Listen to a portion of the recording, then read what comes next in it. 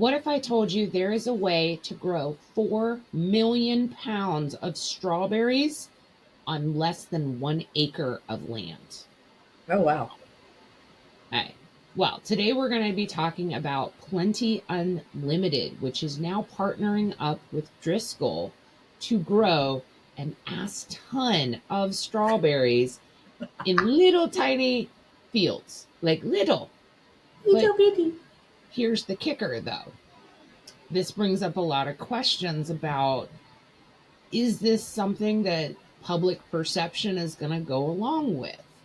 Hmm. So they're basically launching a farm in Virginia, okay? Okay. And like I said, they're partnering with Driscoll, and because Driscoll has 100 years of farming experience, okay? And so when they come together, they are going to have vertical farming. Now, my mom is huge into gardening, and they've been doing vertical farming for strawberries on like a low key level for a long time.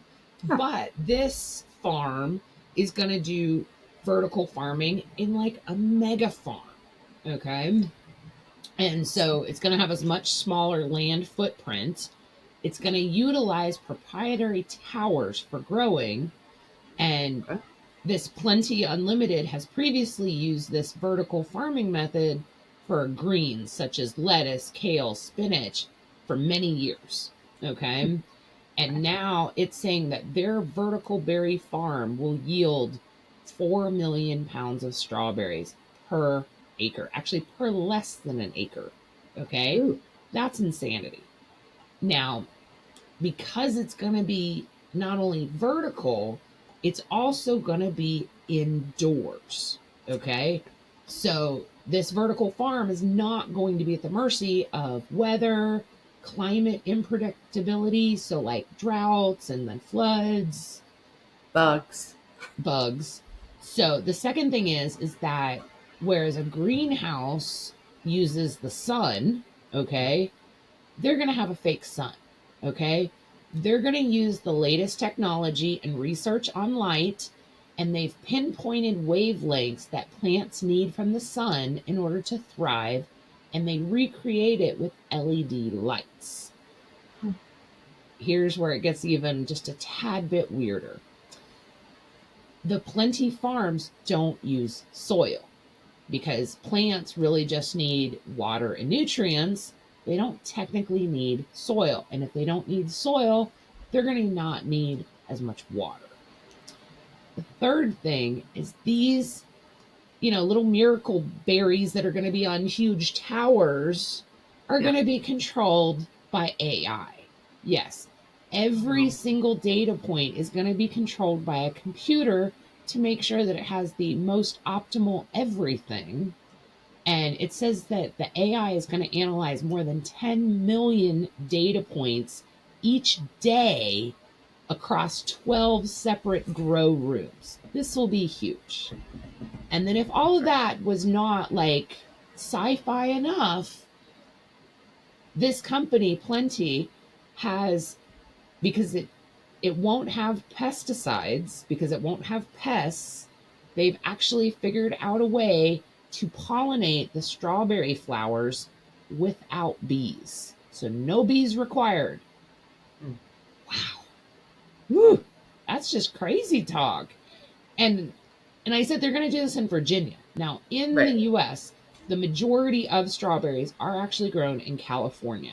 Yes, a lot of strawberries come from Florida, but when you look at the amount that gets sent around the US, the majority of it comes from California.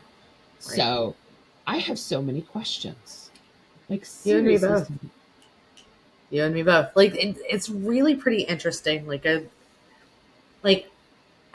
when you look at resource usage, farming does take up the largest percentage of that. So to be able, sorry, readjusting, to be able to take all of that and condense it down, and you're not using nearly that as much land or water. Like 90% less water than traditional farming.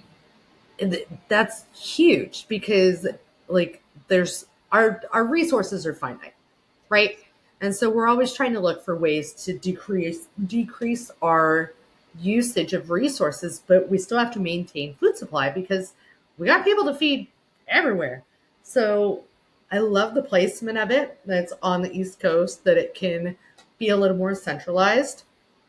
I love that they're using less resources, but I don't know. It starts to reach into the land of, is this icky when you start controlling things so minutely with computers? Like you're taking some of the like So growing instead of aspect out. genetically modifying a strawberry seed, they are modifying every single environmental factor that could affect a strawberry.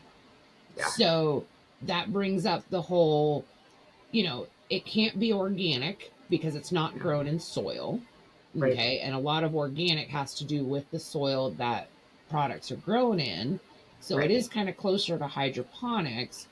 But I wonder what the public perception of this is going to be when they find out that these are strawberries that are grown without the sun, they're Yeah. grown without bees, they're Yeah. grown without soil, Yeah. and they're grown without a crap ton of water. Okay, if you've ever grown strawberries, they just take a lot of water. Right. So I wonder if, we have people terrified of GMOs. Are people now going to be terrified of essentially crops grown by AI or robots or computers? Robot fruits. Yeah, Cyborg robot fruits. fruits. Yeah, Um, honestly, I could see it being a general, like, I don't know what ethical implications this has. Honestly, like, that's where does it stop? That's kind of what I'm concerned with. Not necessarily like, hey, look at these strawberries that are grown by robots, but like, where does that stop? I want to see how they harvest these things because this Yeah. is vertical. I mean, it's tall. I mean, we're talking about growing little strawberry skyscrapers in, Yeah. in a building. And so is it going to rely on like migrant workers to pick strawberries like they do in California and in Florida? Does little robot hands gently caress each one out? You know what I mean? It's like, how is this going to work? So, once again, this is on my bucket list. I want to go visit these fields and get a view of it because I feel like this is one of those where people need to see it. Yeah. Like, if it looks just like a beautiful garden kind of thing, that might be one thing. But then when you look behind the curtain and it's like, just a bunch of big shelves of like strawberries and test tubes, like, like I feel like public perception is going to be a big issue here. Are the strawberries happy? Are they humanely grown? Because, we Oh, talk about cruelty free and, yeah. or does somebody go around and yell at them if they're not, performing to standards? I don't know. No, but there's data on like are they pumping in peaceful music? I Are mean, they they're controlling complimenting the 10 million data strawberries? points. I'm sure one of them is strawberry happiness level. Maybe, different times of the day it gets like, um, classical music, and other times it's more pop music. Well, so there's data that shows like environments can impact plants and how well they grow, right? So like realistically that could be a data point. Like we don't even know all the data points because 10 million data points is a lot. But what if you Now, have a metalhead strawberry plant that's next to a pop one and they ain't friends? You gonna relocate it? Like so they can be in the metal section with their metal friends? Like you'll know. You'll know. I just So say if this is a way to get strawberry prices lower, I am all for it. Because I yeah. remember forever you could buy strawberries, like a whole pound. They would go on sale for like $1.50.